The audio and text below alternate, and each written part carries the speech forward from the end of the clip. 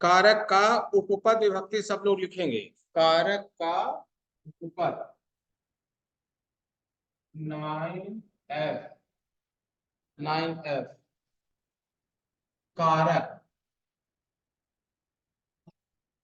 कारक की परिभाषा तुम सभी लोग जानते होंगे। कारक की परिभाषा है क्रियान्वयी कारकत्वम। सब लोग नोट कर लेगा। क्रियान्वयित्वम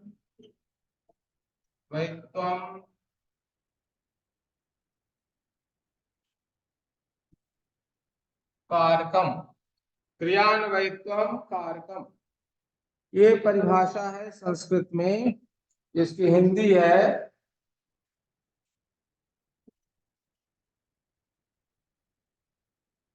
क्रिया के साथ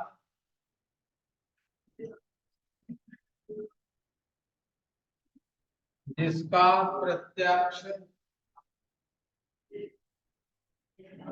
प्रत्यक्ष संबंध हो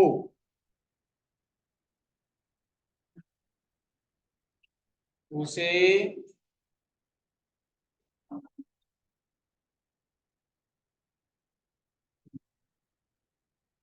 कारक कहते हैं।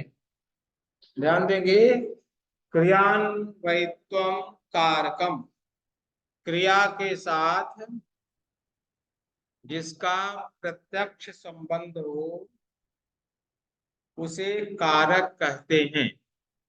इसकी संख्या संस्कृत में 6 है। इसकी संख्या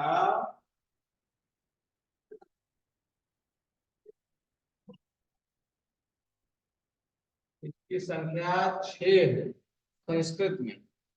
संबंध को और संबोधन को कारक की श्रेणी में हम सब नहीं रखते, क्योंकि संबंध और संबोधन का क्रिया के साथ प्रत्यक्ष संबंध नहीं बन पाता है।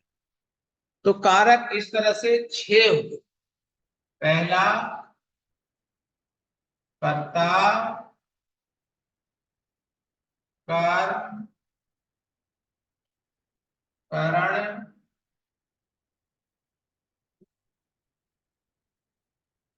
संप्रदान,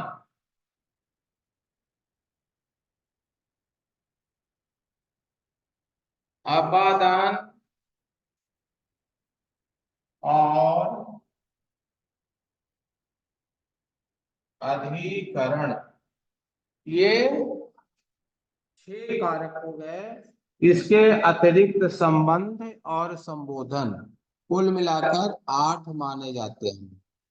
प्रमुख रूप से 6 कारक ही माने जाते हैं, क्योंकि संबंध और संबोधन की गणना कारक में नहीं की जाती है।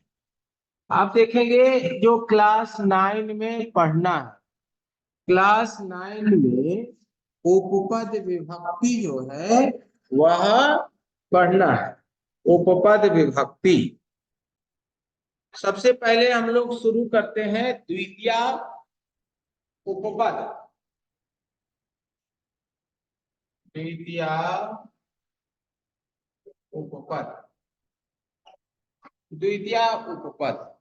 कुछ पद ऐसे होते हैं जिसके रहने पर कोई खास विभक्ति का प्रयोग किया जाता है, उसी को हम लोग उपपद विभक्ति कहते हैं। जैसे क्लास 8 में भी आप सब पढ़े होंगे, अभितः परितः समया निक्षा प्रति के योग में द्वितीय विभक्ति का प्रयोग हम करते हैं। यहां भी देखोगे द्वितीय उपपद अभितः, सब बच्चे नोट करेंगे। अभितः, अभितः का मतलब दोनों ओर।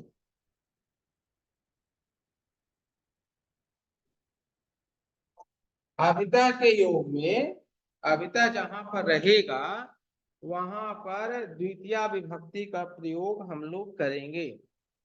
जैसे कोई रास्ता है, उसके दोनों ओर वृक्ष है।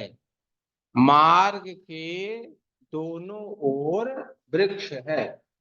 ध्यान देंगे, उदाहरण, मार्ग के दोनों ओर वृक्ष हैं। सामान्य तौर पर तुम लोग ध्यान से देखोगे तो मार्ग के दोनों ओर, यहाँ पर के लगा, के जो है वह का के की संबंध कारक में लगता है। संबंध कारक का मतलब हुआ यहाँ पर षष्ठी विभक्ति का प्रयोग होना चाहिए था, लेकिन षष्ठी विभक्ति का प्रयोग नहीं होगा क्योंकि यहाँ अभितः उपपद आया हुआ है, और जहां भी अभितः का प्रयोग हम करते हैं वहां द्वितीया विभक्ति चली आती है। तो मार्ग के लिखा हुआ है, तो मार्ग में षष्ठी विभक्ति का प्रयोग हम लोग नहीं करेंगे, उसकी जगह पर द्वितीया विभक्ति का प्रयोग करेंगे और वाक्य बनेगा मार्गम अभितः वृक्षाः सन्ति। यहाँ पर देखोगे मार्गम में द्वितीया विभक्ति का प्रयोग किया गया। क्यों किया गया?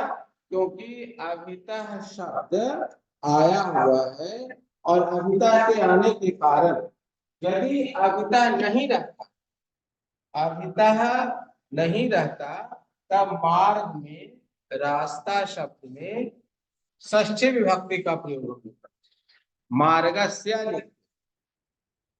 लेकिन अभितः आया हुआ है, इस कारण से यहाँ पर द्वितीया विभक्ति का प्रयोग हुआ, मार्गम अभितः वृक्षाः सन्ति, ऐसा प्रयोग किया गया।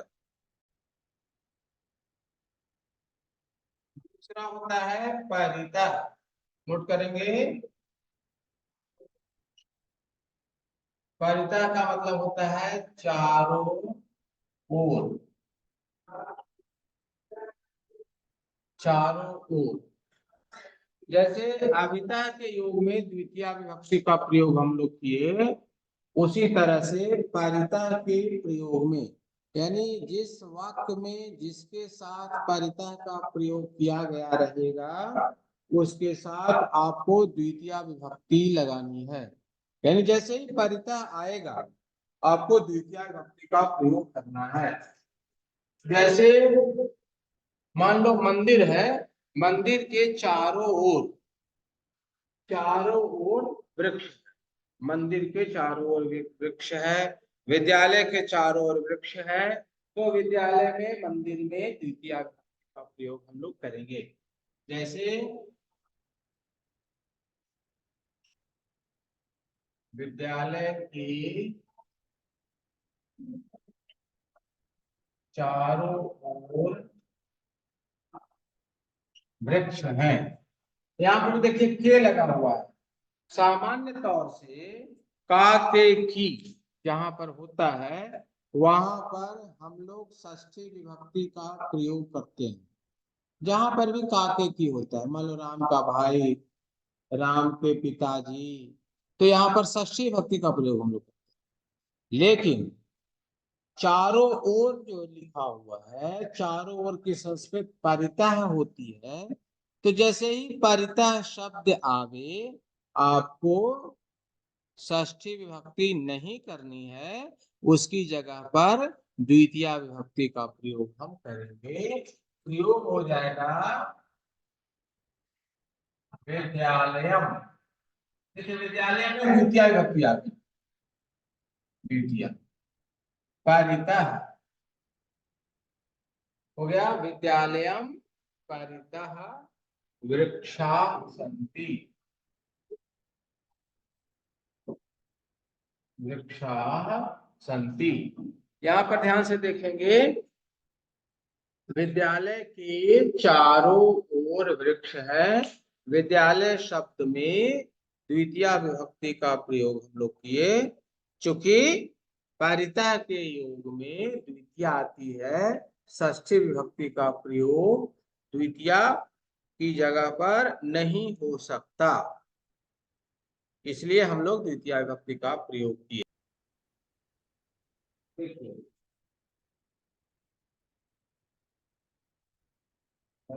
के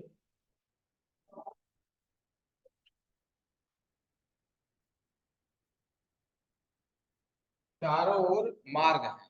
यहाँ ध्यान देना, मंदिर के यहाँ पर भी षष्ठी विभक्ति का प्रयोग होना चाहिए था, लेकिन चूंकि चारों ओर आया हुआ है, चारों ओर, इसलिए यहाँ पर भी तृतीया विभक्ति का प्रयोग हम करेंगे और प्रयोग हो जाएगा मंदिरम परितः मार्गाः सन्ति। देखो यहाँ मंदिर में द्वितीय विभक्ति, सेकंड, मंदिर में द्वितीय विभक्ति का प्रयोग किया गया, क्योंकि यहाँ पर भी परिता शब्द आया हुआ है और परिता जैसे ही आवे वहां पर आपको द्वितीय विभक्ति का प्रयोग करना है। ये दोनों उदाहरण सही बच्चे लिख लें। फिर इसके बाद तीसरा, हिमांशु कुछ पूछना चाह रहे हो? समय, समय का मतलब होता है सामने, समय, समय का मतलब सामने या समीप, समीप। समय उपपद का प्रयोग जिस वाक्य में रहेगा, जिसके साथ समय लगा रहेगा, उसके साथ हम द्वितीय विभक्ति का प्रयोग करेंगे। समय का मतलब समीप, नजदीक, निकट, ऐसा बोध होता है। जैसे मान लो विद्यालय के सामने, विद्यालय के सामने मंदिर है, तब क्या हो जाएगा? विद्यालय के सामने, विद्यालय के सामने मंदिर है। अब ये देखना, विद्यालय के लगा हुआ है, सामान्य तौर पर यहाँ षष्ठी विभक्ति आनी चाहिए, लेकिन चूंकि सामने आया हुआ है, समीप आया हुआ है, इसीलिए यहाँ पर द्वितीय विभक्ति का प्रयोग हम लोग करेंगे और विद्यालय में द्वितीय लगा देंगे। प्रयोग हो जाएगा विद्यालयम समयः मंदिरम अस्ति। देखो तुम्हारा क्वेश्चन था भी, मंदिरम आ गया, मंदिरम जो है वह एक वचन में, मंदिर है एक वचन में, इसीलिए यहाँ पर अस्ति का प्रयोग करेंगे। विद्यालय समय मंदिरम अस्ति, विद्यालय के सामने मंदिर है। क्लियर है? सब बच्चा नोट करेगा, विद्यालय के सामने या विद्यालय के समीप में मंदिर है, विद्यालय समय मंदिरम अस्ति। इसी तरह से एक आता है निकषा, निकषा, इसका मतलब होता है नजदीक, निकषा का अर्थ होता है नजदीक। निकषा के योग में भी द्वितीय विभक्ति का प्रयोग हम लोग करते हैं। जैसे इसी वाक्य को थोड़ा सा बदल देते हैं, मंदिर के नजदीक विद्यालय है।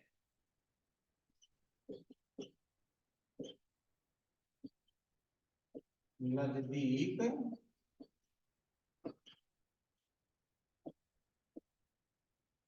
विद्यालय है।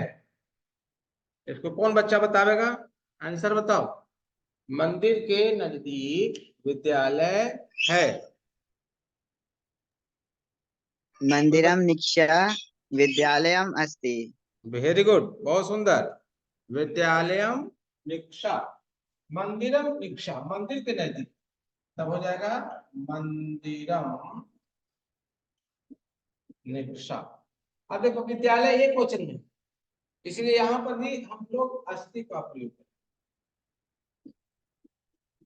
विद्यालय अस्ति। मंदिर के निकट, समीप, पास में एक विद्यालय है, विद्यालय अस्ति। सब नोट कर लो। एक आता है प्रति। प्रति उपपद है। प्रति का मतलब होता है और, तरफ, और या तरफ। प्रति के योग में भी द्वितीय विभक्ति का प्रयोग हम लोग करते हैं। जैसे घर की तरफ जाता है, विद्यालय की तरफ जाता है। वाक्य बनेगा विद्यालय की तरफ जाता है। यहाँ पे तरफ शब्द आया हुआ है, तो विद्यालय में षष्ठी नहीं लगेगी, यहाँ पर द्वितीय विभक्ति का प्रयोग हम लोग करेंगे और बन जाएगा विद्यालयम, विद्यालयम प्रति, विद्यालय की तरफ, विद्यालय प्रति जाता है, गच्छति। अब यहाँ पे देखो विद्यालय में द्वितीय विभक्ति का प्रयोग हुआ, क्योंकि प्रति जो है वह बताता है कि जहां पर आया हुआ है वहां हम द्वितीय विभक्ति का प्रयोग करेंगे। सूत्र है अभितः परितः समयानिक्षा प्रति योगेपि द्वितीय, यानी अभितः परितः समयानिक्षा प्रति के योग में द्वितीय विभक्ति का प्रयोग किया जाता है।